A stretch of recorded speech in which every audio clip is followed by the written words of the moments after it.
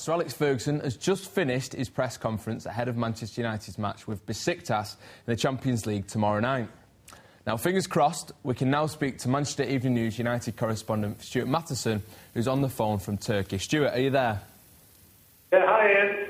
How are you doing? All right? Yeah, very well, thanks, mate. Wonderful. You're just out of the press conference. What's Fergie had to say? Well, he's in a reasonably confident mood. It's very difficult in these early stages of the competition. Not an awful lot to say, really. But he's quite bullish in the fact that, you know, they've been to Turkey 3 times before playing Galatasaray, Fenerbahce, first time in Besiktas. And, you know, I think United don't normally have too many troubles with the group stages, so I think he's quite a confident manager at the moment. It's usually quite an intimidating atmosphere over there, though, isn't it?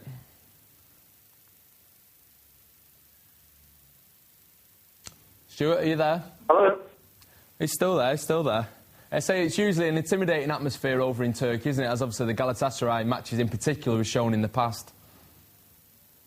Yeah, I mean, apparently the Besiktas stadium here, which we're actually just stood outside at the moment, it doesn't look a massive stadium, it doesn't look an intimidating stadium, but I'm told it's the 4th most hostile stadium in the world. Wow.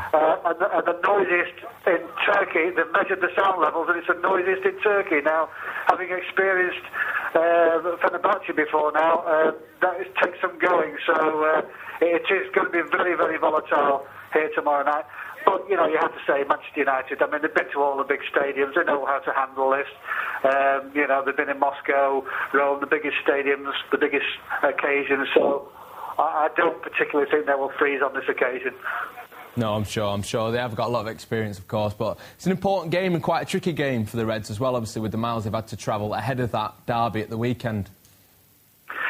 Yeah, it actually came straight here on Sunday after Tottenham stayed over in London, came yesterday.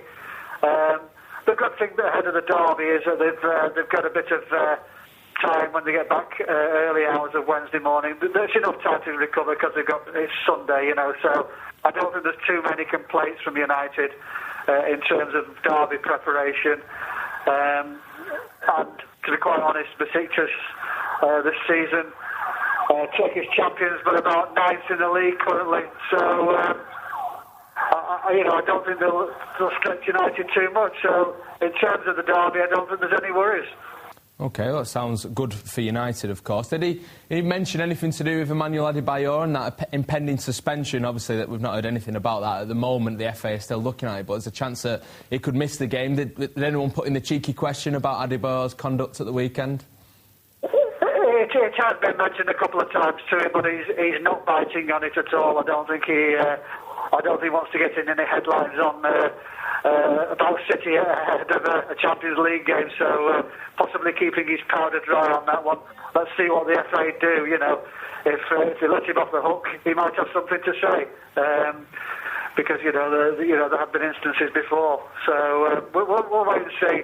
But at the moment, he really is just a straight bat, as we call it, and concentrating on this game tomorrow night.